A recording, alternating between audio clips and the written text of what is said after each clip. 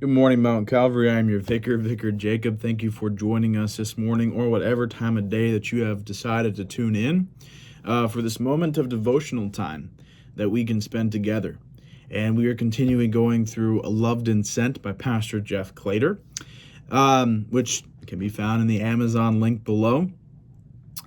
Yesterday, we talked about that word redemption, what that word means, how it is, how we have seen it in today's world, how we've seen it in biblical language, right? Going back all the way to Abraham, to Moses, to the Kings, the book of Judges, just to give you an idea, and how we have been redeemed, purchased, and won by Jesus Christ, by his death on the cross, and how a life for a life, blood for blood.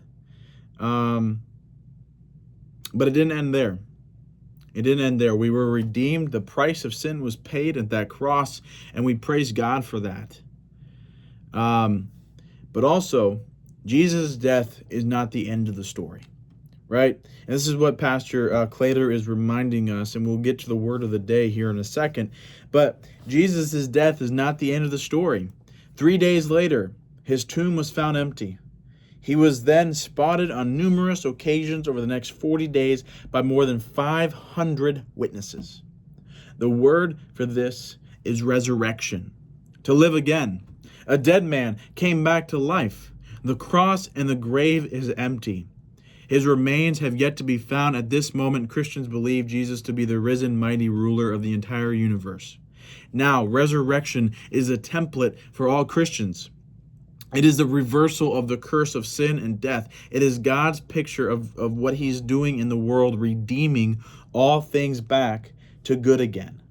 From sin to forgiveness, from death to life, from 80 years to eternity.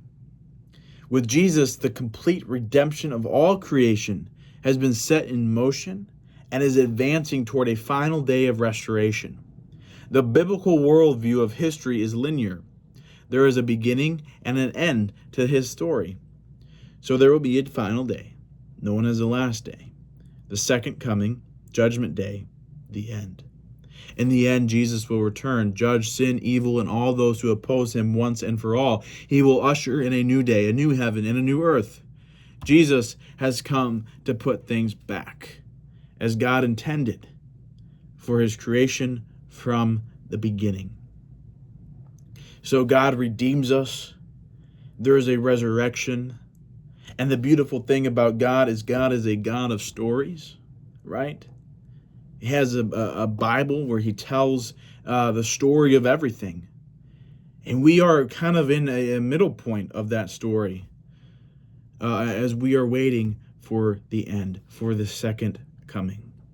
So I have a few questions for you today. First question is to yourself, or if you watch this with somebody, is give an example of how a particular sin traps and enslaves. A particular sin traps and enslaves. And to go a step further, what sin traps you and enslaves you? So go ahead and think about that.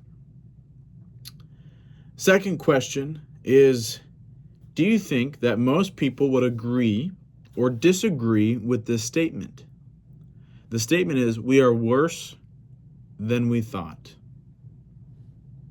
We are worse than we thought. Would you think our culture would accept that?